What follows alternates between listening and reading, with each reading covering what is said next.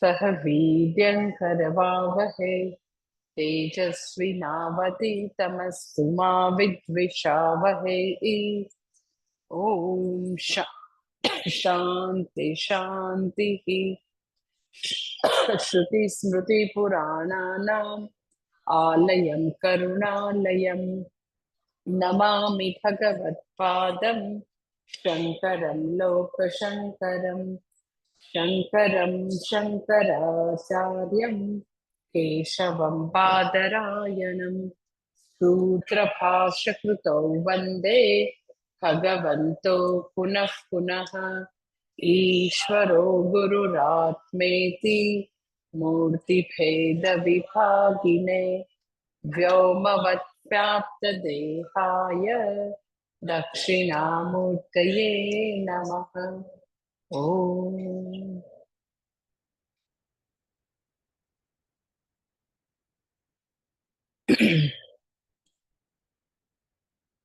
એનો પ્રાર્થના મેં તમને વાત કરી એમ કે ત્રણ પ્રકાર છે, કાયિક, વાચિક અને માનસિક. માનસિક પ્રાર્થના જે છે એમાં જપ આવે. કાયિક પ્રાર્થના મેં તમને વાત કરી એમ યજ્ઞ કરો એ કાયિક પ્રાર્થના છે. યાત્રા ખરેખર યાત્રાની રીતે કરીએ તો એ કાયિક પ્રાર્થના છે. પિકનિક કરીએ તો એ કાયિક પ્રાર્થના નથી. પણ જે પહેલાના જમાનામાં થતી કે લોકો ખૂબ જ કષ્ટ વેઠીને યાત્રા કરતા હતા અને યાત્રા દરમિયાન આખો જે રસ્તો હોય તો ત્યારે બી જપ કરતા. પછી જ્યાં જાય જે ભગવાનના દર્શન કરવા છે જ્યોતિર્લિંગના, તો ત્યાં જઈને બી રુદ્રી કરે, જપ કરે. તો યાત્રા જે છે એ બી કાયિક પૂજા છે અગર ખરેખર યાત્રા હોય તો. પછી આપણે જે પંચોપચાર ષોડશોપચાર પૂજા કરી પણ કાયિક પ્રાર્થના છે. યજ્ઞ કરીએ બી કાયિક પ્રાર્થના છે. પછી પ્રદક્ષિણા કરીએ બી કાયિક પ્રાર્થના છે. પછી તો કે વાચિક પ્રાર્થના એટલે જે બી આપણે ભજન ધૂન કરીએ, સ્તોત્ર પાઠ કરીએ, ગીતાજીનું ચેન્ટિંગ કરીએ, પછી વિષ્ણુ સહસ્રનામ કરીએ, તો એ બધી વાચિક પ્રાર્થના છે. પછી આવે આ માનસિક પ્રાર્થના, એની અંદર આવે જપ. હવે જપ જે છે એનું આખું ફળ જુદું છે ને કાયિક પ્રાર્થનાનું ફળ આખું જુદું છે. માનસિક જપ કરીએ એનું આખું ફળ જુદું છે. શું છે ફળ? તો કે વ્યક્તિને બ્રહ્મ વિદ્યાની પ્રાપ્તિ કરવી છે, જ્ઞાન પ્રાપ્ત કરવું છે. તો વ્યક્તિ શ્રવણ મનન કરે છે, ગુરુજી પાસેથી ભગવદ્ ગીતા ભણે છે, ઉપનિષદ ભણે છે, બહુ બધું પોતે શ્રવણ મનન કરે છે, તો પણ આત્મજ્ઞાન સુધી જાણે કે પહોંચાતું નથી. અથવા તો એવું કહી શકાય કે જે આત્મજ્ઞાનનું ફળ છે કે વ્યક્તિને પૂર્ણતાની પ્રાપ્તિ થાય, પરમ સુખની પ્રાપ્તિ થાય, તો એવું લાગે કે ફળ હજી પ્રાપ્ત થોડુંક દૂર છે, એકદમ જ ટોટલ પૂર્ણ ફળ પ્રાપ્ત નથી થતું. તો એના માટે જપનું વિધાન છે. શા માટે જપ છે? તો કે બ્રહ્મ વિદ્યા પ્રાપ્ત કરવા માટે, આત્મજ્ઞાન પ્રાપ્ત કરવા માટે, ઈશ્વરનું જ્ઞાન પ્રાપ્ત કરવા માટે મુખ્ય સાધન કઈ હોય તો શાસ્ત્રનું શ્રવણ કરવું, જ્ઞાન પ્રાપ્ત કરવું એ મુખ્ય સાધન છે. પરંતુ મુખ્ય સાધન નો આપણે ઉપયોગ કરીએ, આપણે ગુરુ પાસે જઈને શ્રવણ કરીએ તો બી આપણને એવું થાય કે આપણને હજી ફળ પ્રાપ્ત નથી થતું ને આપણે પેલા જેવા જ ચાલુ છીએ. આપણે ધારો કે ષડ ઋતુ વિશે સાંભળ્યું, કામ, ક્રોધ, લોભ, મદ, મોહ, માત્સર્ય, બધું સાંભળ્યું, પણ પાછા હતા એવા લેવા. તમસ દૂર કરવા વિશે સાંભળીએ તો બી આપણામાંથી દૂર ન થાય. એટલે જાણે કે શ્રવણનું ફળ આપણને પ્રાપ્ત ન થતું એવું લાગે. અથવા તો એવું કહી શકાય કે આપણે જે શ્રવણ કરીએ છીએ એ ખાલી બૌદ્ધિક લેવલે રહે છે, વ્યવહારમાં એ બધી વસ્તુ રિફ્લેક્ટ થતી નથી. તો શું કરવાનું? તો શાસ્ત્રમાં એવું કે આપણને જ્ઞાન પ્રાપ્તિને આડે બે પ્રકારના પ્રતિબંધક છે. મુખ્ય પ્રતિબંધક તો કે અજ્ઞાન એ મુખ્ય પ્રતિબંધક છે, જેના માટે આપણે જ્ઞાન પ્રાપ્ત કરવાનો પ્રયત્ન કરીએ. મુખ્ય પ્રતિબંધક અજ્ઞાન છે. ગૌણ પ્રતિબંધક શું છે? તો કે ગૌણ પ્રતિબંધકમાં બે એવા પ્રતિબંધક છે. એક અંતઃકરણની અશુદ્ધિ છે, અને બીજું તો કે ચિત્ત અશુદ્ધિ પહેલું, અને બીજું ચિત્તની ચંચળતા એ બીજું છે. આપણું અંતઃકરણમાં બહુ બધા દોષ છે, બહુ બધી અશુદ્ધિ છે, એવું એક પ્રતિબંધક છે. અને પાછું ચિત્ત એટલું બધું ચંચળ છે, એટલું બધું ચિત્ત ભટક્યા જ કરે. એકાગ્રતાનો તદ્દન અભાવ, રેસ્ટલેસનેસ ખૂબ જ છે, એ બીજો પ્રતિબંધક છે. એટલે હવે જપ જે છે એ એક્ઝેક્ટલી એના માટે છે કે ચિત્ત શુદ્ધિ તો થશે જ થશે, કારણ કે હરિનામ છે, ભગવાનનું નામ છે, પણ સાથે સાથે ચિત્ત નૈશ્ચલ્યની પ્રાપ્તિ માટે જપ છે. જપ જે છે એ માનસિક પૂજા છે, માનસિક પ્રાર્થના છે, જપ છે. એટલે જે મેં ગઈકાલે તમને વાત કરી કે આપણા સનાતન ધર્મમાં હંમેશા બાળક 7, 8 કે 9 વર્ષનું હોય ત્યારે એને મંત્ર એટલે આપી દેતા હતા કે જેથી કરીને એને ચિત્તની એકાગ્રતા ધીરે ધીરે પ્રાપ્ત થાય, ચિત્ત નૈશ્ચલ્ય પ્રાપ્ત થાય, ચિત્તની ચંચળતા ઓછી થાય. એટ ધ સેમ ટાઈમ આપણને ભગવાને મન આપ્યું છે, અંતઃકરણ આપ્યું છે, આટલું પાવરફુલ ઇન્સ્ટ્રુમેન્ટ આપ્યું છે, પરંતુ આપણી શિક્ષણ પ્રણાલીમાં ક્યાંય એવા પ્રકારની કોઈ એવું આયોજન નથી કે આપણે મન વિશે જાણી શકીએ. જે મનની અંદર આટલી બધી ઇમોશન્સ છે, તો કઈ વખતે મને બહુ ગુસ્સો આવી જાય છે, કઈ વખતે હું બહુ લો ફીલ કરું છું, કઈ વખતે મને આવી તમસ ને આળસ, મને આવું સ્વાર્થપરાયણતા છે. મનની આપણી જે જુદી જુદી ગતિવિધિ છે, તો એના અભ્યાસ માટેનું કોઈ પણ પ્રકારનું કઈ પ્લાનિંગ છે જ નહીં. આટલું પાવરફુલ ઇન્સ્ટ્રુમેન્ટ જેનાથી આપણે જગત સાથે વ્યવહાર કરીએ, તો જપ દ્વારા મનની ગતિવિધિનો બી ખ્યાલ આવે. નો ડાઉટ અવાંતર ફળ છે. જપ જે છે એ મનનો અભ્યાસ કરવા માટે નથી, પરંતુ એ બી ખબર પડે, મનની ગતિવિધિ બી ખબર પડે, પોતાની ઇમોશન્સને બી ઓળખે, પોતાની લાગણીઓ ઉપર એક પ્રકારનું નિયમન કે સંચાલન પણ આવડી જાય. જે લોકોના જપ ખૂબ સારા થતા હોય, ડેપ્થમાં થતા હોય, તો એ લોકોને જતે દાડે એવું આવે કે ચિત્ત નૈશ્ચલ્ય પ્રાપ્ત થવાથી બૌદ્ધિક શિસ્ત ઘણી બધી આવે, અને બૌદ્ધિક શિસ્ત જે છે મનની શિસ્ત આવે તો બાકીના જીવનમાં બી શિસ્ત આવે. એટલે જપ જે છે એનું ખૂબ જ એવું મોટું પ્રયોજન છે કે જેનાથી ચિત્ત નૈશ્ચલ્ય આવે, ચિત્ત શુદ્ધિ થાય, પછીથી વ્યક્તિ નિધિધ્યાસન માટે પોતાની જાતને તૈયાર કરી શકે. શ્રવણ મનન કર્યું છે, પણ નિધિધ્યાસન માટે તૈયાર કરવા માટે બી જપ જોઈએ. પ્રોવાઇડેડ જપ ની ક્વોલિટી કેવી છે આપણે જોવી પડે. એટલે એ હવે હું તમને અત્યારે સમજાવીશ કે જપ શેને માટે, અરે જપ જે છે એ જનરલી કેવા થતા હોય, અને એને ક્વોલિટીને ઇમ્પ્રૂવ કરવા માટે જરાક સમજીએ તો તમે ક્વોલિટીને ઇમ્પ્રૂવ કરી શકશો. જે રોજ બધા પોતાના ગુરુ મંત્રના જાપ કરતા હશે કે ઇન જનરલ પોતાના ઈષ્ટ દેવતાના કરતા હોય, તો જનરલી શું હોય છે એ હું પહેલા કહું, પછી શું કરવું જોઈએ પછી કહું.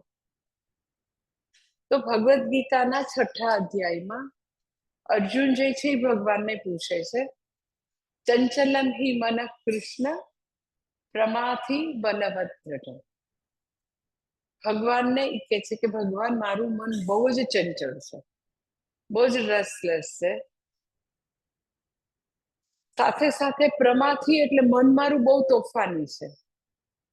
તો ભગવાન કે તોફાની હોય તો તું જરાક લઈ લે ને એને, તું એની ઉપર બરાબર નિયમન કેળવ ને. તો કે કેવી રીતે કેળવું? બલવત, મારા કરતા એ બળવાન છે, મારું એની પાસે કઈ ઉપજતું જ નથી.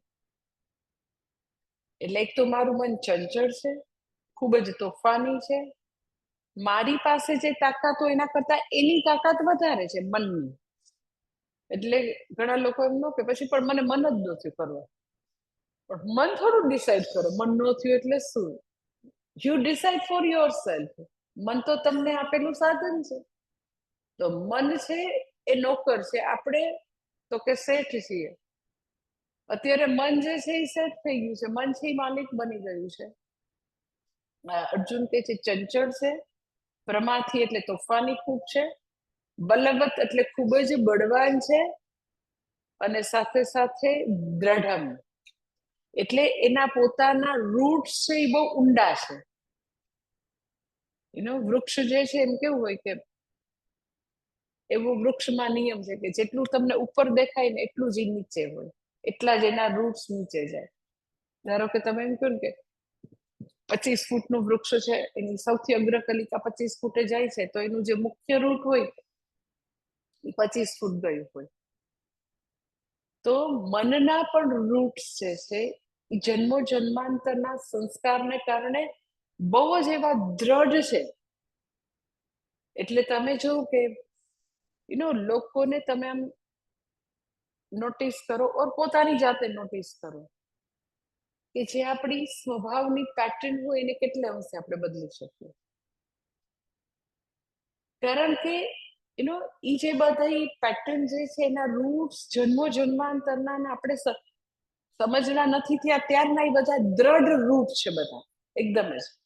એટલા બધા સંસ્કાર, બધા મનના, બધી વિચારધારાના, પોતાના વેલ્યુ સ્ટ્રક્ચર, પોતાની જે કઈ પોતે જે માનતા હોય સારું ખોટું, એ બધી વસ્તુના સંસ્કાર બહુ દ્રઢ છે. એટલે કે ભગવાન હું શું કરું, મન એવું ચંચળ છે, એવું તોફાની છે, એવું બલવાન છે, એવું દ્રઢ છે. તો પ્લીઝ તમે મને કેવી રીતે એનો નિગ્રહ થાય એ તમે મને સેજ વિસ્તારથી સરખું મને સમજાવો. એટલું એને અર્જુનમાં હતું કે મેં કેટલા 4 વિશેષણ વાંચ્યા, હું કેટલો પરેશાન થાઉં છું આ ચંચળ મનથી, તો ભગવાન મને એકદમ વિસ્તૃત જવાબ આપશે એવું એને આશા રાખી હતી. એની બદલે ભગવાને ખાલી એક જ લાઈનમાં પતાવી દીધું, અભ્યાસે ન તું કૌંતેય વૈરાગ્ય ન તું. એક જ, ખરેખર પૂછો તો એક જ શબ્દમાં જવાબ આપ્યો, ધેટ ઇઝ અભ્યાસ. અભ્યાસ એટલે તો શું, તો કે રિપીટેડલી કર્યા કરો, પુનરાવર્તન. અભ્યાસ એટલે આપણે જે અભ્યાસ કહીએ છીએ ને, અભ્યાસ એટલે નિરંતર પુનરાવર્તન કર્યા જ કરવાનું, નિરંતર પુનરાવર્તન, ધેટ ઇઝ અભ્યાસ. શેનો અભ્યાસ કરવાનો, શેનું નિરંતર પુનરાવર્તન કરવાનું. પછીનું તો ભગવાન એટલું જ કહેશે કે હા, અસંશય મહાબાહો, મને ખબર છે, મેં બધા મનુષ્યનું અંતઃકરણ ઘડેલું છે, મારી પ્રોડક્ટ છે, તો મને ખબર છે કેવું છે.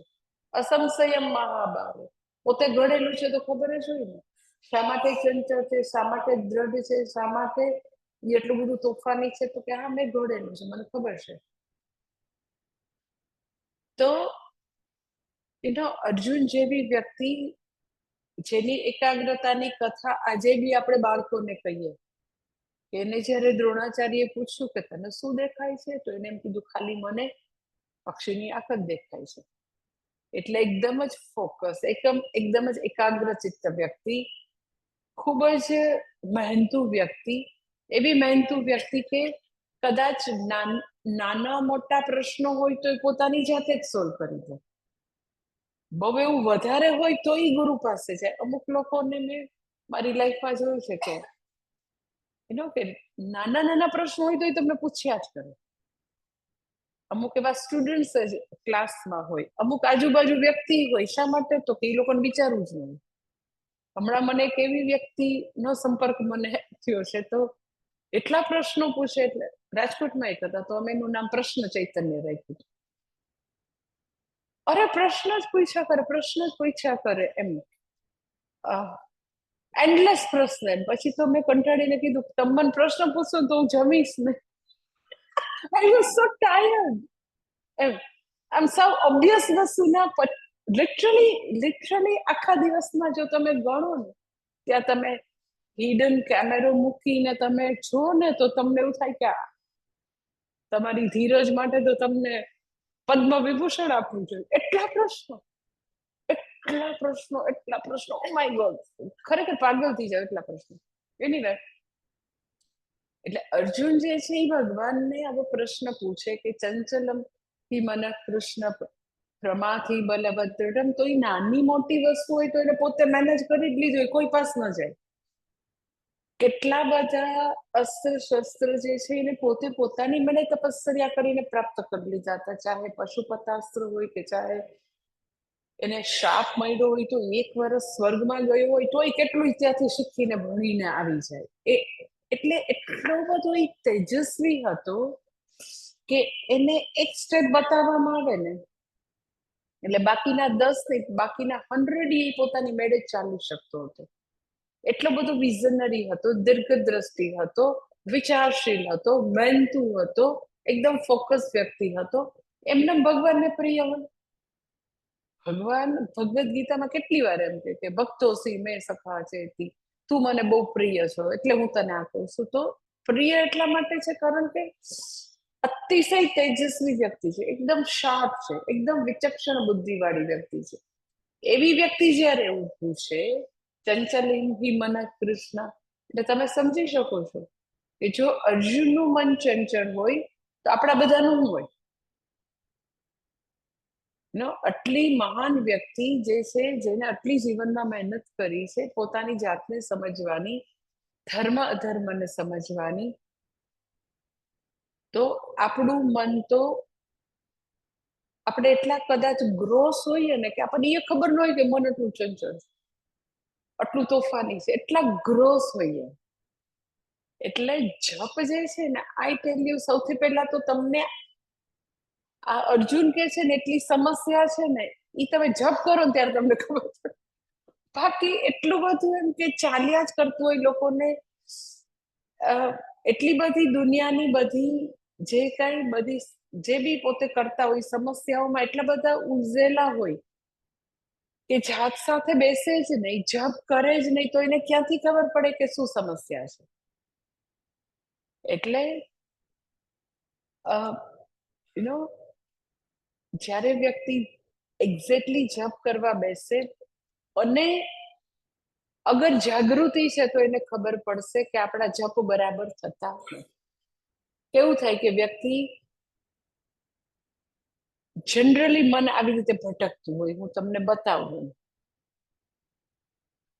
કે વ્યક્તિને એવું કીધું હોય ગુરુજીએ કે તમે છે ને 11 માળા કરજો ઓમ નમઃ શિવાય. ઓકે, તો પોતે સવારે સ્નાન કરીને દીવો કરીને મંદિરમાં સામે બેસે કે કીધું તો હોય એકવાર થોડુંક 5 મિનિટ પ્રાણાયામ કરીને આપણે શરૂ કરીએ. તો શરૂ કર્યું એને. ઓકે, ઓમ નમઃ શિવાય, ઓમ નમઃ શિવાય, ઓમ નમઃ શિવાય, ઓમ નમઃ શિવાય. ત્યાં એના કાને કંઈક કોઈક મોબાઈલનું કંઈક પેલા આવે ને નાના નાના વિડીયો ને શું કહેવાય, રીલ્સ. હા, તો કોઈક નાનકડું છોકરું જે છે એ બારે રીલ્સ જોતું હશે, તો એ ઓમ નમઃ શિવાય, ઓમ નમઃ શિવાય, તો રીલ્સ નો કંઈક અવાજ એના કાને પડ્યો. ઓકે, જેવો રીલ્સ નો મને એક્ઝામ્પલ એટલે કે અત્યારે હું આશ્રમમાં જોઉં ને, તો આશ્રમમાં જેટલા નાના બચ્ચા છે 2 years, 2.5, 3, 3.5, 4, બધા 2 વર્ષ થાય છે, હા, મોબાઈલ લઈને પાછા એ રીલ્સ જોતા હોય, બધા જ રીલ્સ. હા, આટલા 2.5-3 વર્ષના છોકરા રીલ્સ જોતા હોય. એટલે હું જેટલી વાર આમ જોવા માટે નીકળું ને તો એ બધાને હું જોતી કે બધાના હાથમાં એ જોઈને આવું જે રીલ્સ નો જે ટિપિકલ કોમેન્ટ્રી આવતી હોય ને, નાનું નાનું ન કહેતા હોય કઈક કઈક, તો એ હું સાંભળતી હોઉં. તો આ વ્યક્તિ જેવી જપ કરવા બેઠી તો કઈક એની કામવાડીનું છોકરું જે છે એને કામવાડી એના છોકરાને પકડાવી દીધું હશે, ઓલો રીલ્સ જોતો હશે ને એને રીલ્સ નો અવાજ પડ્યો કાનમાં. અરે રે, આ શું દુનિયાનું ખાવા બેઠું છે. આપણા 2.5 વર્ષના છોકરાને અપાતું હશે. એના હાથમાં માળા છે, ઓમ નમઃ શિવાયના જપ ચાલુ છે, અને કાનમાં રીલ્સ નો જરાક અવાજ પડ્યો. ખરેખર ઘોર કળિયુગ આવ્યો છે. આવડા નાના છોકરાને 2.5 વર્ષના ને આપે મોબાઈલ, તો એની આંખો કેટલી બગડે. અને એમાં શું જોવે છે એની માને ખબર છે. એની માં ખાલી ફોન પકડાવી દે છે. પણ હવે બિચારા આ લોકો તો મજૂરો છે, એ આપે તો હજી સમજી શકાય. હવે બધા જે પૈસા વાળા છે, જે લોકો વેલ ઓફ છે, એ લોકો એના છોકરાને આપી દે. હમણાં હું ગાડીમાં જતી હતી તો મેં ગાડીમાં જોયું કે એની માં ખવડાવવા માટે તો કે સામે મોટા મોટા બે ટીવી ને એમાં છોકરા જોયા કરે. હે ભગવાન, આ દુનિયાનું શું થવા બેઠું છે. ઓમ નમઃ શિવાય, ઓમ નમઃ શિવાય, ઓમ નમઃ શિવાય. તો હું રોજે નીકળું ને મને રીલ્સ કાને પડે તો મારા મનમાં આવી વિચારધારા, મેં તમને કીધું, તમારા મનમાં તમારા પ્રમાણેની વિચારધારા ચાલે. પછી પાછા 25 પારા આમનામ જતા રહ્યા હોય. એ રીલ્સ નું શું થશે ને, ભગવાન શું થશે, આ કળિયુગ છે ને એટલે જ લોકોના મન બગડી ગયા છે ને એટલે જ આવા ખરાબ કામો કરે છે, એટલે છોકરીઓને સેફટી નથી રહી. તો દરેકના જેવા જેવા સંસ્કાર રોજે જે કામે પડતું હોય, જોતા હોય એ પ્રમાણેનું જેવું તમે જપ કરવા બેસો એટલે એ બધી વસ્તુ આવશે બહાર, સરફેસ કરશે. અને પછી પાછું વળી આવા 25 પારા જશે એટલે પાછું ઓમ નમઃ શિવાય, ઓમ નમઃ શિવાય, ઓમ નમઃ શિવાય, ઓમ. અરે બેલ ક્યારના મારે છે, આ દૂધ કેમ નથી લેતા? પછી ઓલો દૂધ વાળો જતો રહેશે, ઓમ નમઃ શિવાય. એના હાથમાં તો મણકા ફર્યા કરે છે અને મન પણ તો કે આવી રીતે ભટક્યા કરે છે. તો શું કરવું? તો સૌથી પહેલા એ સમજવાનું છે, એકદમ જ બારીકાઈથી આ વસ્તુ પહેલા સમજીએ કે મન શા માટે ભટકે છે, કેવી રીતે ભટકે છે, શું છે એક્ઝેક્ટ ગતિવિધિ શું છે, પહેલા સમજીએ. જ્યારે બી મન ઓમ નમઃ શિવાય જે છે એની બદલે બીજી વિચારધારા ના કોઈ બી વિચારધારામાં ગયું, કોઈ બી જે બી તમારી પોતાની, તો એ વિચારધારાનો પેલા સ્ટડી કરીએ. એ વિચારધારા જે છે ને કેવી હશે? તો કે આમ નૂડલ્સ જેવી હશે, એક થી બીજી, બીજી થી ત્રીજી, એમ ગુચડું ગુચડું હશે. નૂડલ્સ જેવી હોય એટલે કહું છું કે એક સાથે બીજી કોઈને કોઈ રીતે કનેક્ટેડ હશે, સંબંધ હશે. કે રીલ્સ નો અવાજ, 2 વર્ષનું બાળક જે છે એના હાથમાં મોબાઈલ, બાળકની આંખ બગડે, એનો અભ્યાસ બગડે, એનું મન બગડે. તો એ બધું કેવું છે? કનેક્ટેડ છે. દરેકે દરેક તમને જે વિચાર આવશે, નો ડાઉટ આડાઅવડા હશે, પણ એ આડાઅવડા વિચારોમાં બધા એક વિચારને બીજા, એક વિચાર આવ્યો ને પછી એક લટકતો તંતુ હશે જે બીજા વિચારની સાથે કનેક્ટ થતો હશે. પછી બીજા વિચારમાં કંઈક લટકતું કંઈક હશે, એ ત્રીજા આવે. એમ કે છોકરું જે છે એ રીલ જોવે છે, તો રીલ જોશે તો એનું મન બગડશે, એની આંખ બગડશે. તો એ રીલ જોવી અને આંખ બગડવી એ બે વચ્ચે કનેક્શન છે, એટલે એનું મન ખરાબ થાય છે. આવું બધું દુનિયામાં ચાલે છે, આ બધી મોડર્ન માઓ આપી જ દે છે મોબાઈલ. તો એ બધા વિચારો અનશન નથી, એક થી બીજું, બીજાથી ત્રીજું કનેક્ટેડ છે.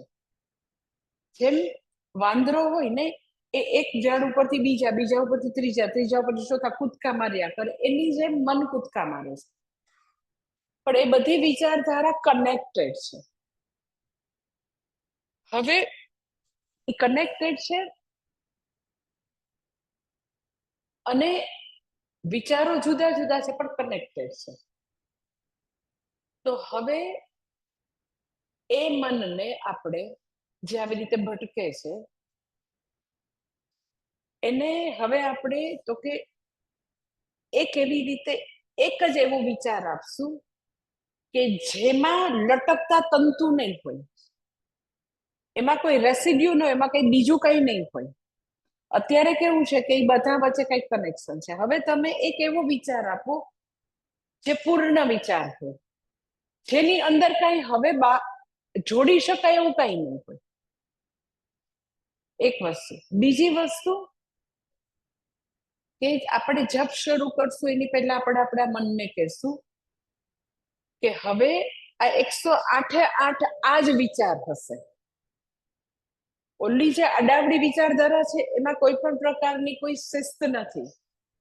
એ એવા 40 વિચાર આવશે કે 400 તમને ખબર નથી. હવે તમે દુનિયામાં ક્યારેય કોઈને એવું ખબર નથી કે મારો સેકન્ડ થોટ કયો હશે, બીજો વિચાર હવે પછીનો કયો હશે, કોઈને નથી ખબર.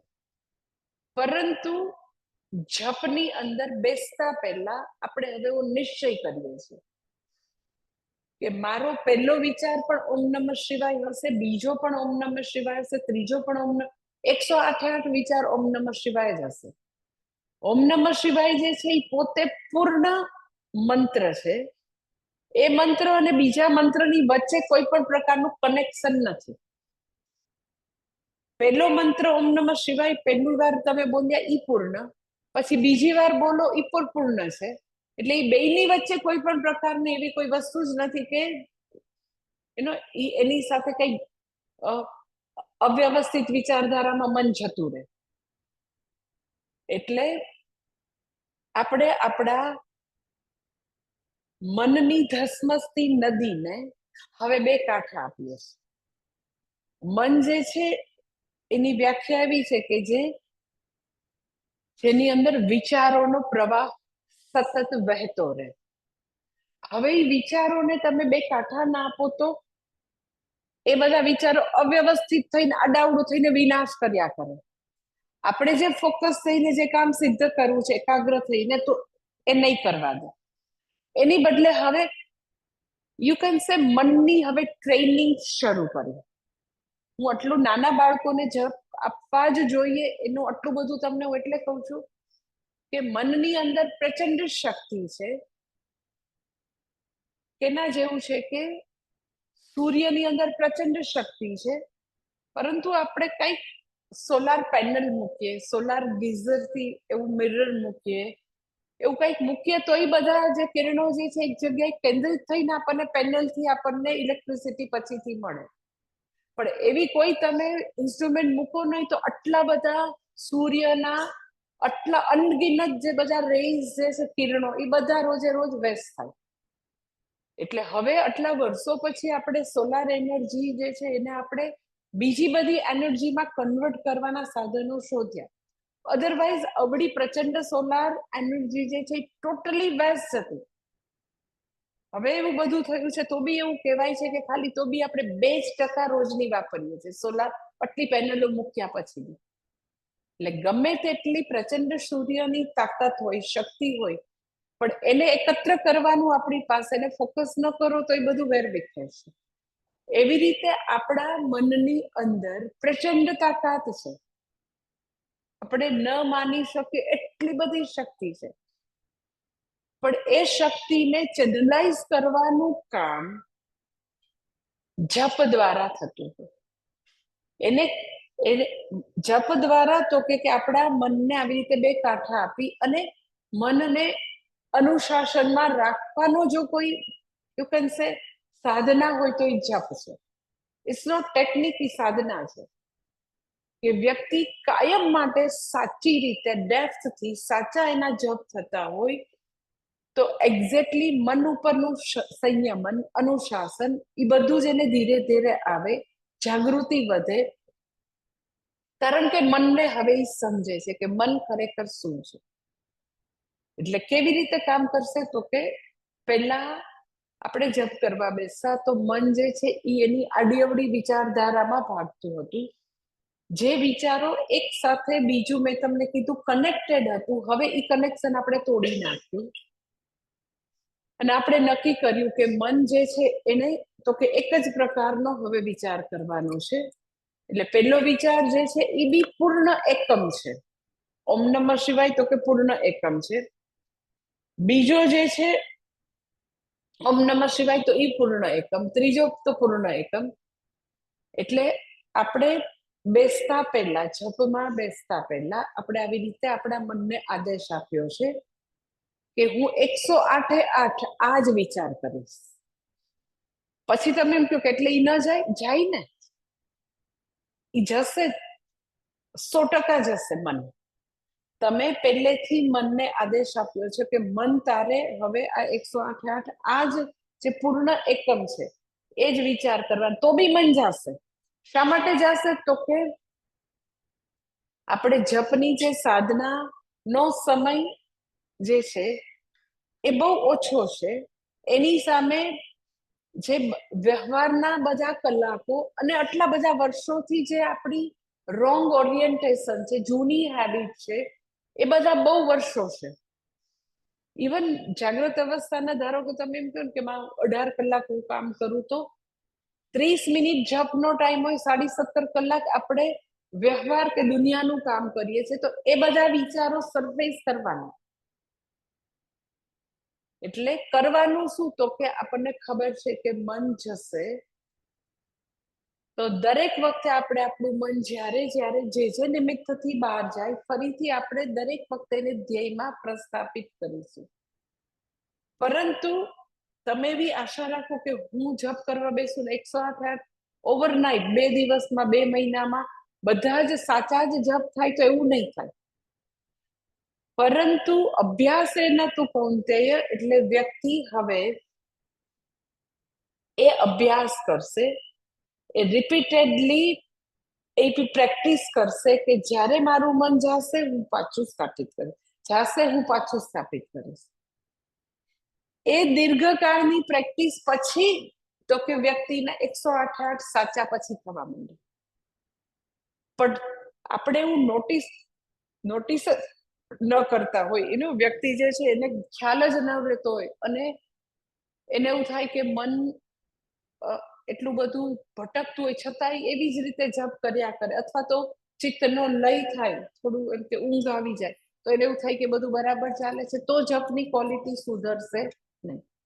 કારણ કે જપમાં તો કે આવા 2 પ્રકારના વિઘ્ન છે, એક ચિત્ત ચાંચલ્ય છે, એક ચિત્તનો લય છે. એટલે કાં તો વ્યક્તિને જપ કરે તો એકદમ જ ઊંઘ આવી જાય, અથવા તો ઊંઘ પહેલાની સ્થિતિ એની આવી જાય, તો એને એવું થાય કે એના જપ બહુ સારા થાય છે. એકચ્યુઅલી તો કે ઊંઘ આવતા પહેલા મન ડલ થઈ જાય ને, એવી સ્થિતિ હોય. કારણ કે ત્યારે પછી મન ભટકવાનું બંધ કરી દે. તમને સપોઝ ઊંઘ આવતી હોય, તો ઊંઘ આવે ત્યારે થોડું ને મન ભટકતું હોય, તો એને એમ થાય કે મન બહુ મારા જપ જે છે એ સારા થયા. પહેલી વે જપ સારા કરવા માટે પહેલું તો આ કરવાનું કે જપમાં બેસતા પહેલા આવું ઓટો સજેશન આપવાનું છે કે હું આટલું 15-20 મિનિટ જપ કરું છું, અને હું મારું મન જશે ધ્યેયમાંથી, પ્રભુના નામમાંથી જશે, તો હું એનું પાછું લઈ આવીશ. અને વ્યક્તિ બને એટલી તો કે આવી જાગૃતિ પૂર્વક કરે. કારણ કે જપ જે છે ને, આઈ ટેલ યુ, સૌથી કોઈ પાવરફુલ કોઈ સાધન હોય, મહાનમાં મહાન કોઈ સાધન હોય પોતાનું હૃદય શુદ્ધ કરવા માટે, અધિકારીત્વ પ્રાપ્ત કરવા માટે, યુ નેમ ઇટ, આધ્યાત્મિક યાત્રામાં જે કઈ જોઈએ બધું જ જો કશાકથી મળશે તો જપથી મળશે.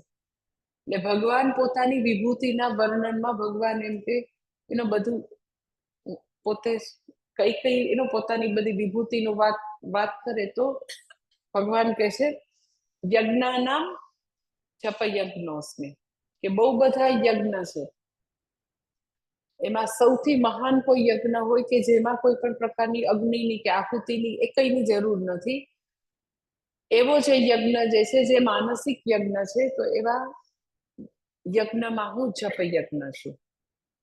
અને જપ માટે બીજી પણ સરસ શાસ્ત્રમાં વ્યાખ્યા છે, જકારો જન્મ વિચ્છેદ, પકારો પાપ નાશક. કે જ અને પ 2 શબ્દ, તો ખાલી જ શબ્દથી એમ કે જન્મ વિચ્છેદ, પ શબ્દ એટલે પાપ નાશક.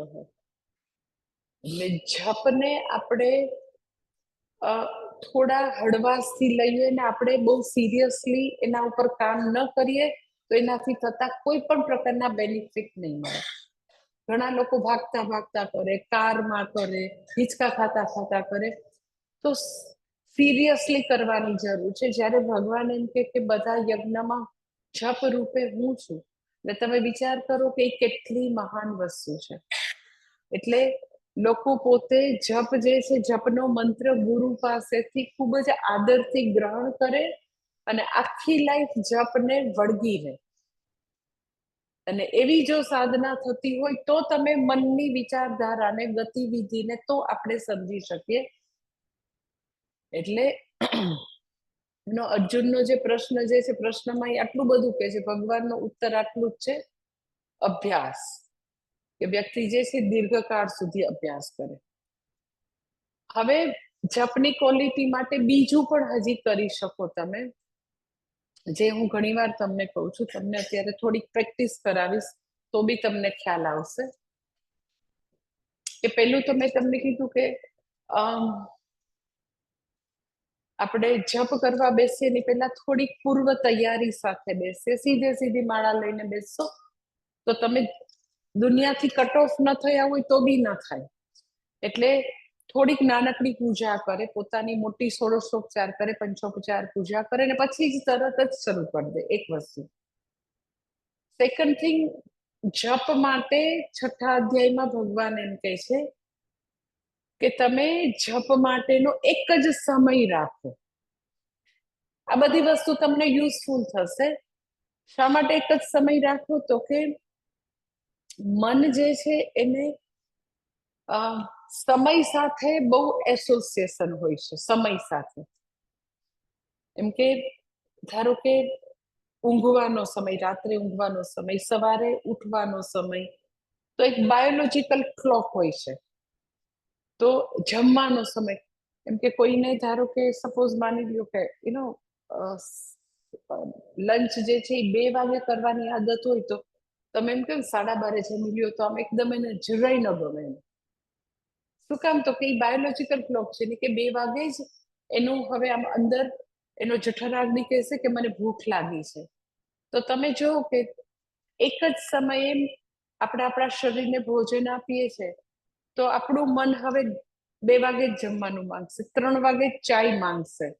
પછી એમ કે 2 વાગે જમતા હોય, 12 વાગે જ સૂતા હોય રાત્રે, તો એને 12 વાગે જ ઊંઘ આવે એમ. તો મન સાથે, મનને સમય સાથે એસોસિએશન છે. તો એ બધી વસ્તુનું એસોસિએશન તમે કરો, સુવાનું ને જાગવાનું ને જમવાનું, તો એક એસોસિએશન વધારી દો તમે. શું? તો કે સવારે 6 વાગે હું જપ કરું જ, ગમે તે થાય તો હું કરું. તો સપોઝ તમે સવારે 6 વાગે જપ કરવા એવું નક્કી કર્યું હોય, તો તમારે મહેનત જે છે એ હાર્ડલી 60 દિવસ કરવી પડશે. જ્યારે તમારે તમારો વિલ પાવર બહુ વાપરવો પડે. 60 days. કે ગમે તે થાય, 6 વાગે તમે જપ કરવા બેસી ગયા, 6 વાગે જપ કરો હોય તો 5 વાગે ઉઠવું પડે. 5 વાગે ઉઠવા માટે રાત્રે મેં તમને કીધું એમ વહેલા સૂવું પડે, વહેલા જમવું પડે. પણ સપોઝ 6 વાગે તમે નક્કી કર્યું, તો 60 દિવસ તમે કરશો ને, તો 61મા દિવસે તમને ન કરો સપોઝ, તો ખાલી લાગશે અને નહીં ગમે તમને તમારો દિવસ જ આમ પેલો લાગે કે આજે તો બહુ પેલું થઈ ગયું, એમ રહી ગયું છે કઈ. એટલે એક તમે આ કરી શકો. 6થા અધ્યાયમાં ભગવાન ધ્યાન માટે, એટલે કે જપ માટે આપણને આવી નાની સૂચનાઓ આપે છે કે આવું એક્ઝેક્ટ ચોક્કસ સમયે કરવું. જપ પોતે કરવા એક વસ્તુ, એક દિવસ 6 વાગે કરી, અને એક દિવસ બપોરે 12 વાગે કરી, અને એક વાર તો કે રાત્રે સૂતી વખતે. શું કરવું? બહુ કામ છે. એટલે એ હવે તમારે નક્કી કરવાનું છે. મેં તમને કીધું ને કે પ્રાયોરિટી પોતે નક્કી કરવી પડે કે આખા દિવસમાં એવું 30 મિનિટ 40 મિનિટ આપણે ભગવાન માટે કાઢવી છે કે નહીં, આપણે નક્કી કરવી પડે. એટલે જો તમે એવું નક્કી ન કરો અને દિવસ શરૂ થઈ જાય ને, તો પછી આખા દિવસમાં એટલું બધું કામ હોય, જેમ જેમ દિવસ ચડે એમ રજસ ગુણની પ્રધાનતા વધતી જાય. તો પછી ભગવાનનું નામ ને જપ જે છે ક્યાંય નું ક્યાંય ઉડી જશે. એટલી બધી વસ્તુ આપણી સામે ચેલેન્જીસ આવી જાય, તો એ બધું ક્યાં જતું રહેશે ખબર નહીં પડે. અને પછી મન એવું ચતુર છે કે એ બધી વસ્તુ જસ્ટિફાય કરશે. અરે પણ મહેમાન આવી ગયા, અરે કેટલું કામ છે, આમાં ક્યાં થાય? બરાબર, માતાજી કહે છે, પણ કરવું ક્યાંથી? એટલે હું શું કઉ છું કે મન એટલું હોશિયાર છે, એને બધી દલીલો આવડશે, બધી બાજુની દલીલ આવડશે, બધી બાજુની. એટલે નક્કી તમારે આ કરવું પડે કે આપણું મૃત્યુ થશે ત્યારે આપણી યારે આપણા જપ જ આવશે. આપણે કરેલું પુણ્ય, જપ એટલે પુણ્ય. સાથે સાથે કોઈ ચાલશે તો આપણે ભગવત નામ લીધેલું છે એ ચાલશે. અને આપણે જપ કરવાને છે કારણ કે આઉટ ઓફ ગ્રેટિટ્યુડ બી કરવાના છે કે ભગવાનને કૃતજ્ઞતા વ્યક્ત કરવા માટે બી ભગવત નામ લેવાનું. એટલે જપ કરવા જોઈએ પહેલા, એમ કે એનું જપની ક્વોલિટી ત્યારે સારી આવશે કે તમે ખાલી એમ કે આઉટ ઓફ ફિયર હવે શું કરો કરવાનું એવું થી નહીં આવે. ખૂબ જ રિસ્પેક્ટ હશે આપણને કે ના બરાબર છે, હું આખા 17 કલાક 16 કલાક જે સંસારને આપીશ પણ મારે આટલું તો મારા ભગવાન સાથેની પ્રીતિ માટે, મારા ભગવાન માટે હું આટલું તો કરીશ ને કરીશ. પછી તમારે એક સમય નિશ્ચિત કરવો પડે. પછી તો કે પોતાની માળા, પોતાનું આસન, પોતાનો સમય. આવું નિશ્ચિત જ હોય કે પોતાનું જ આસન ઉપર વ્યક્તિ બેઠે, પોતાની જ માળા હોય, પોતાનો જપ મંત્ર હોય અને નિશ્ચિત સમય હોય. એટલે એ બધી વસ્તુઓ જે વસ્તુઓ છે ને એનું પણ એસોસિએશન હોય. પોતાની માળા હોય તો આમ એકદમ જ એમ કે પોતાની રોજ વાપરતા હોય ને તો એની સાથે પણ સંગાત સંજાયતે કામ કે ગમવા માંડે. એક જ જગ્યાએ બેસો તો એ જગ્યા માટેનું પણ એકદમ જોડાણ થઈ જાય. કારણ કે મન એવું જ છે કે મનને જે વસ્તુ તમે કન્ટિન્યુઅસ આપશો, રોજે આપશો તો એ વસ્તુ ગમવા માંડશે. તમે કોઈકની ઘરે જાઓ ને આમ, મને આમ એવું આમ ઘણી વાર અજીબ ફીલ થાય, મને બી થાય એમ કે એવો કંઈક એરિયા હોય કે જેમાં એટલું બધું ઘરમાં વેન્ટિલેશન ન હોય, એટલું ધૂપ ના આવે, એટલું હવા ન આવતી હોય, એવો એરિયા હોય. ઘરમાં એટલી બધી વસ્તુ આમ ઓવરવેલ્મિંગ હોય, એક કઈ દિવાલ જે છે ખાલી ન હોય, બધી જગ્યાએ કંઈક ને કંઈક ટીંગાડેલું હોય અને બહુ જ આમ ડિસઓર્ગેનાઇઝ ઘર હોય. તો આપણે એની ઘરે જઈએ ને તો આપણને આમ અસુખ થવા માંડે. પણ ઈ લોકોને કઈ ન હોય. પેલા મને બહુ અજીબ લાગતું કે આવું કેમ છે, એને કેમ અસુખ નહીં થતું, એને આમ કેમ અકળામણ નહીં થતું કે આટલી ધૂળ છે તો આ બધું દૂર કરી દઈને ઓછું કરી નાખીએ ને થોડું પેઇન્ટ કરી દઈએ, થોડું સરખું રહેવા જેવું કરી દઈએ, એને કેમ નહીં. એ બધા તો એમ કે ઘરના લોકો એકદમ જ આમ જાણે કે કોઈ લક્ષ્મી વિલાસ પેલેસમાં તો એમ રહેતા હોય લોકો. તો પછી મને આ સમજાણું કે જે લોકો એકને એક જગ્યાએ તો એને એમાં કઈ ખરાબ લાગે છે ને એમ આ તો બધું બરાબર છે, ઓકે જ છે. બહાર ના આવે એ લોકોને એવું લાગતું હોય. એટલે ગમે તેવું મનનો એવો સ્વભાવ છે કે ગમે તેવું હશે ને તો જતે દાડે એસોસિએશન થી ગમવા માંડશે. એટલે પતિ પત્નીના સંબંધો માટે પેલા એમ કે ને કે એ તો પડ્યું પાનું નિભાવી લેવાનું, અને લોકો નિભાવી લેતા હતા. કારણ કે શું થાય તો કે જતે દાડે એટલું ઝઘડ હોય, ઝઘડા કરતા હોય તો એ ગમવા માંડે. સાચે એ ગમવા માંડે. આપણને નથી કે આટલા ભયંકર રીતે આ ઝઘડે છે. એક તો મને અમદાવાદમાં કપલ ખબર છે, સાચે તમને આમ થાય કે એવું કઈ હોતું હશે. ગવર્મેન્ટમાં super class 1 officer, very big position, અને આ મોટા ગવર્મેન્ટના બંગલા એના પેમાં રહે છે. તો મને એનો પ્યુન વાત કરતો, એને એક બે પ્યુન મળે, ડ્રાઈવર મળે એવી એની પોઝિશન. तो इन प्यून मने कि अरे माताजी वो साहब तो अपनी बीवी के साथ ये इनके बधा ऑफिसर्स ना बंगला थे आई कंपाउंड में, तो के बाहर सब देखे इतना वो फिजिकली एक दूसरे को हर्ट करते. एक दो बार तो एक दूसरे ने એમ કે બ્લડ નીકળે એટલું બધું ઝઘડ્યા. એટલે આપણે એમ ઘણા ઝઘડે તો કૂતરા બિલાડા ઝઘડે એવું કહ્યું તો ઈ બી નાનું પડે, ઈ બી નાનું પડે. હવે સવારની વાત એવી થાય કે ઓકે એવું છે તો કામ છૂટા નથી પડતા ભાઈ. તો ખરેખર જવાબ એનો એ છે કે ગમે તેવું આવું હોય ને, આવું ભયંકર ટોક્સિક સંબંધો, અતિશય ટોક્સિક, તો બી એસોસિએશન છે એ વ્યક્તિને ગમે છે ઓર સિક્યોરિટી આપવા માંડે. એમાંથી ભયંકર સિક્યોરિટી એમાંથી એને લાગે. તો આવા ટોક્સિક વસ્તુમાંથી લોકોને સિક્યોરિટી મળતી હોય તો આપણે ભગવાન નામનું આપણે એસોસિએશન ન કરીએ, એક જ ટાઈમે જપ કરીએ, આપણી એક જ આસન, એક જ માળા, એક જ જપ, એક જ સમય, તો આઈ ટેલ યુ એટલું જબરજસ્ત એસોસિએશન થશે ને, તો એ એકાગ્રતા લાવવા માટે ઉપયોગી થશે. કે હવે મનને ખબર જ છે કે સવારના 6 વાગ્યા જપ કરવાનું, એટલે મન હવે ઉધામાં કરવાનું બંધ કરી દીધું, કારણ મન માટે હવે નવું નથી. તમે 60 દિવસ એની થોડી વિલ પાવર વાપરીને પ્રેક્ટિસ કરી, પછી બાય એન્ડ લાર્જ ઈ ભટકવાનું ઓછું કરી દેશે. એટલે ભગવાન આ બધી 6થા અધ્યાયમાં આવી બધી ટિપ્સ આપે છે, આવી બધી સલાહ આપે છે કે તમે આવું કરો. અને પછીથી વ્યક્તિ જ્યારે એક્ઝેક્ટલી જપ કરવા બેસે, તો મેં તમને વાત કરી એમ કે પૂર્વ તૈયારી કરે. આવી રીતે આ બધું જે છે પોતાની બધી વસ્તુઓ જે છે નું સમય સાથેનો એસોસિએશન એ બધું ધ્યાન રાખે.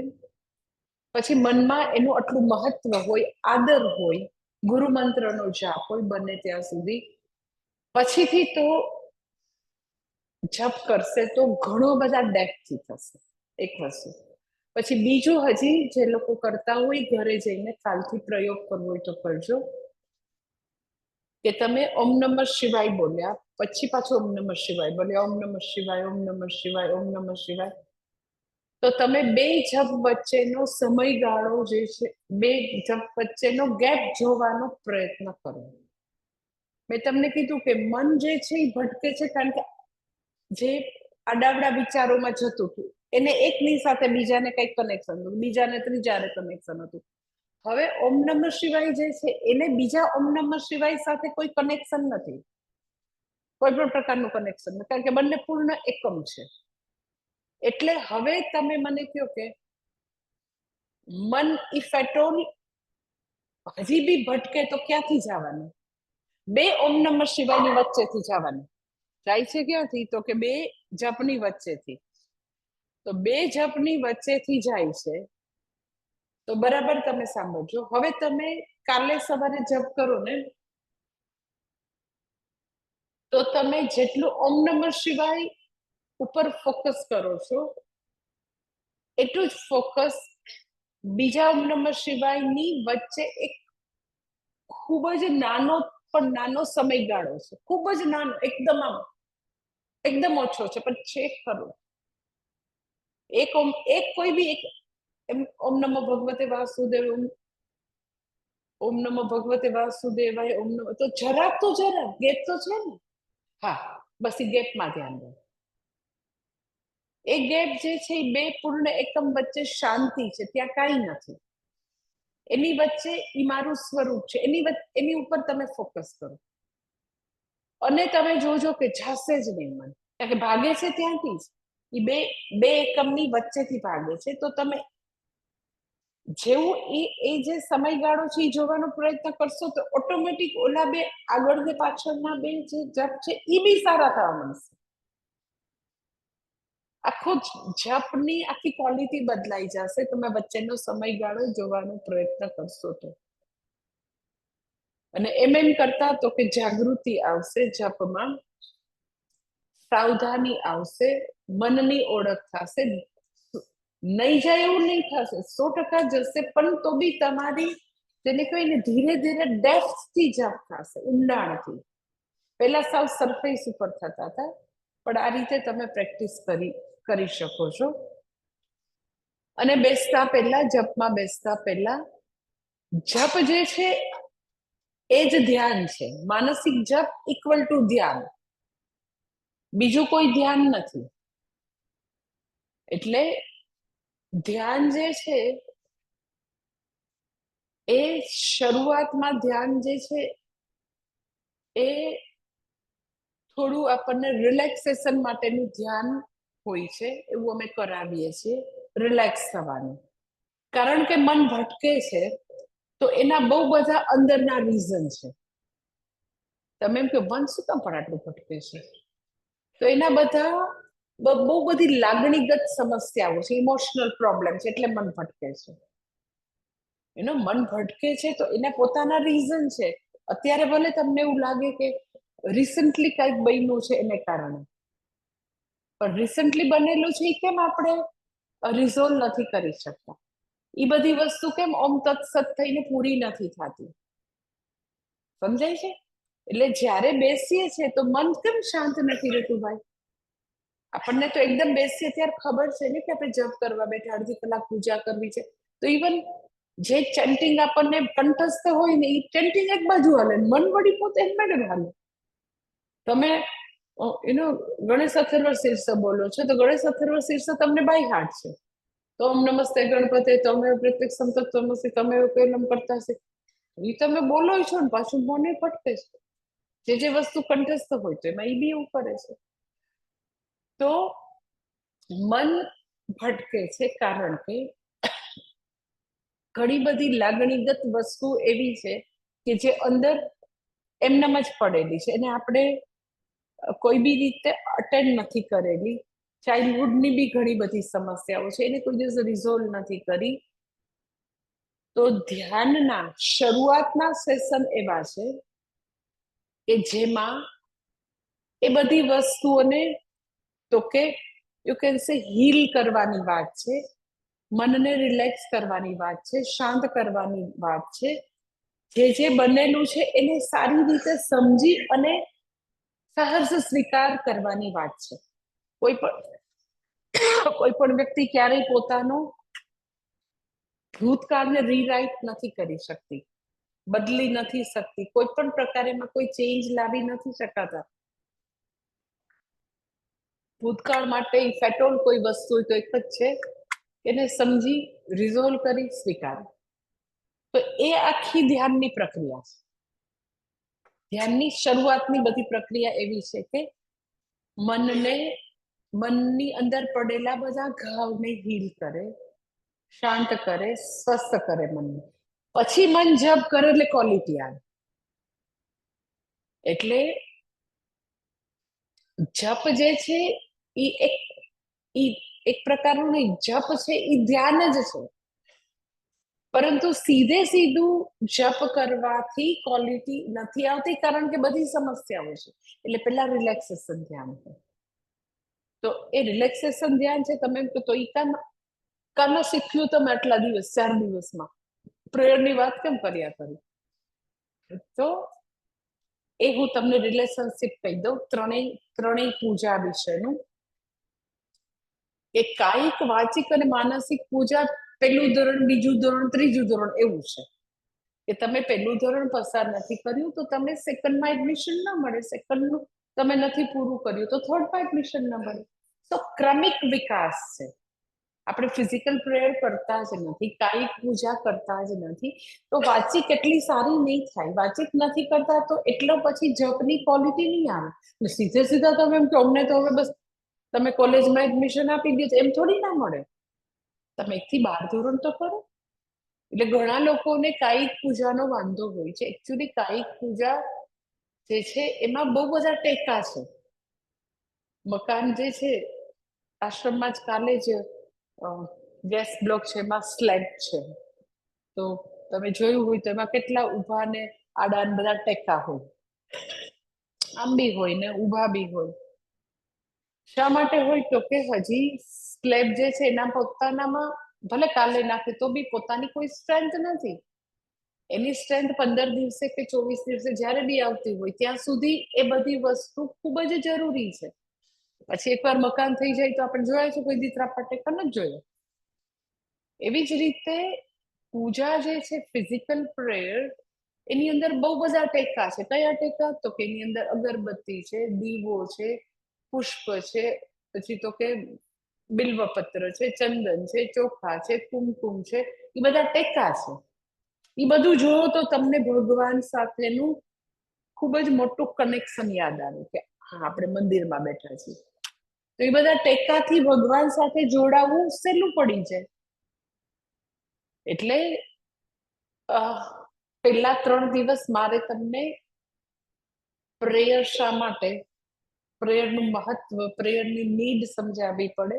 પછી મેં તમને થોડુંક, બહુ ઇલાબરેટ નથી કીધું, પણ કાયિક પૂજા વિશે કીધું કે કાયિક પૂજા મસ્ત છે, કરવી જ જોઈએ, તો જ એ તમારું ઘર છે, નહીતર હોટેલ છે. અને કાયિક પૂજા તમે રેગ્યુલર કરો, પછીથી વાચિક પૂજા પણ બધાએ સાથે જ કરવી જોઈએ, 15 મિનિટ રોજે પોતાના ઘરમાં. તો એ રેગ્યુલર થાય તો તમને ધ્યાન કરવાની શક્તિ આવશે. નહીતર તો મન બહુ જ ભટકશે. એટલે જે લોકો ખાલી માળા કરે છે અને કાયિક પૂજા નથી કરતા તો બી મન ભટકવાનું. એટલે મનને ભટકતું અટકાવવું હોય તો કાયિક પૂજા કરવી જ જોઈએ. પછી વાત રહી કે ધ્યાનના જે રિલેક્સેશનના બધા સ્ટેપ્સ છે એ અત્યારે હું તમને કરાવી શકી નથી. તો એનું શું કરવાનું, તો મેં અહીંયા આગળ આપણો આશ્રમ નજીકમાં જ અહીંથી 5 જ મિનિટના અંતરે આશ્રમ બની રહ્યો છે. કારમાં ખાલી 5 જ મિનિટ થાય. અને ત્યાં આગળ એવરી સન્ડે હું રિલેક્સેશન ધ્યાનના સેશન લઉં છું દર રવિવાર. અને એટલા માટે જ લઉં છું કે પછીથી બધા લોકો ના જપ સારા થાય અને લેટર ઓન નિધિધ્યાસન કરી શકે. આ બે હેતુ માટે જ હું રિલેક્સેશન ધ્યાન કરાવું છું. અને એ કેવી રીતે કરાય, જસ્ટ તમને હું ખાલી 5 મિનિટ અત્યારે કરાવી દઉં કે કેવી રીતે તમે ધ્યાનમાં બેસશો અને જરાક પ્રેક્ટિકલ કરાવી દઉં. પણ આટલું તમે ખાલી યાદ રાખજો કે ધ્યાનની વ્યાખ્યા આટલી જ છે, સિમ્પલ, કે સગુણ બ્રહ્મ વિષય માનસ વ્યાપાર. ઇન અધર વર્ડ, પોતાના ઈષ્ટ દેવતાના ગુરુ મંત્રના જાપ કરવા એનું નામ જ ધ્યાન છે. પરંતુ એ ત્યાં સુધી પહોંચવા માટે રિલેક્સેશન ધ્યાનના સેશન હોય છે. અલ્ટિમેટલી આપણું ધ્યેય તો કે આપણે ગુરુ મંત્રના સરસ જાપ કરી શકે એ ટાર્ગેટ છે. પણ એની પહેલા બધા આવી રીતે હું રિલેક્સેશન ધ્યાન અમે લોકો કરાવતા હોઈએ છીએ. તો એ તમે લોકો ઘરે તમારા ધ્યાનમાં જપમાં બેસો તો કેવી રીતે બેસવું, તો એ હું તમને સહેજ એની થોડીક મીન્સ કે પ્રેક્ટિકલ વસ્તુ બતાવી દઉં. તો બધા સ્ટ્રેટ બેસશે અને એવી વ્યાખ્યા છે સુખમ સ્થિરમ આસનમ, કે પોતે જ્યાં બી બેઠા હોય તો કમ્ફર્ટેબલી બેસે, સ્થિર બેસે. અને ભગવાન 6થા અધ્યાયમાં કે છે સમમ કાય શિરોગ્રીવમ. સમમ કાય શિરોગ્રીવમ એટલે સ્ટ્રેટ, પોતાનું આખું જે શરીર જે છે એકદમ જ સ્થિર અને સ્ટ્રેટ રહે. આવી રીતે આમ રિલેક્સ થઈને આમ એવી રીતે નહીં, એકદમ જ ટટ્ટાર થઈને સ્થિર થઈને બેસવાનું છે. એટલું ભગવાન સૂચના આપે છે. પછી બીજી સૂચના એવી આપે છે દિશશ્ચ ન અવલોકયન. એટલે તમને આ ધ્યાનમાં બેસતા પહેલા ખબર હોય કે પોતાનું આસન, પોતાની માળા, પોતાનું સમય. પોતાના આસન ઉપર તમે ભલે ખુરશી પર બેસો, કમ્ફર્ટેબલી બેસવાનું. એવી રીતે બેસો કે પગની પોઝિશન વારે વારે બદલાવી પડે તો ધેટ ઇઝ નોટ સુખમ આસન. એટલે કમ્ફર્ટેબલી બેસવાનું. આપણને ખબર હોય કે 30 મિનિટ 25 મિનિટ આપણે પગ નહીં બદલાવવો પડે, એવી રીતે બેસવાનું. ઓકે, તો બધા લોકો સ્ટ્રેટ બેસશે. પછી તો કે આંખો બંધ રાખશે, દિશસ્ય ન અવલોકયન. અને તમે હાથ જોડેલા રાખી શકો, હાથને આંગળી એકબીજામાં હોરવીને રાખી શકો, ઓર ધ્યાન મુદ્રામાં બેસી શકો, વોટ એવર, એ તમને જે બી કમ્ફર્ટેબલ હોય. પણ સ્ટ્રેટ બેસી, આંખો બંધ. થોડી વાર મોટેથી જપ કરશું, દેટ ઇઝ ઉચ્ચ જપ. પછી મંદ મધ્યમ જપ, થોડું ધીરેથી. અને પછી મનમાં માનસિક જપ સાથે કરશું. ઓમ નમઃ શિવાય, ઓમ નમઃ શિવાય, ઓમ નમઃ શિવાય, ઓમ નમઃ શિવાય, ઓમ નમઃ શિવાય, ઓમ નમઃ શિવાય, ઓમ નમઃ શિવાય, ઓમ નમઃ શિવાય. હવે મનમાં કરશું.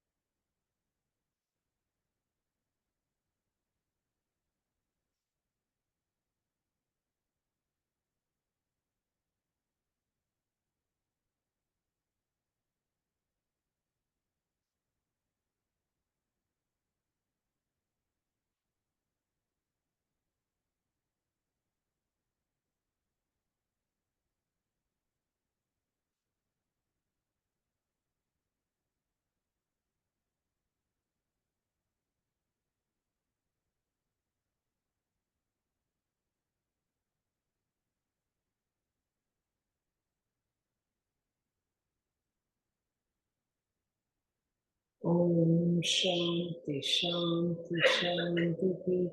ओम पूर्णमदः पूर्णमिदं पूर्णात् पूर्णमुदच्यते पूर्णस्य पूर्णमादाय पूर्णमेवावशिष्यते। ओम शांति शांति शांति। हरि ओम श्री गुरुभ्यो नमः। हरि ओम। एक प्रश्न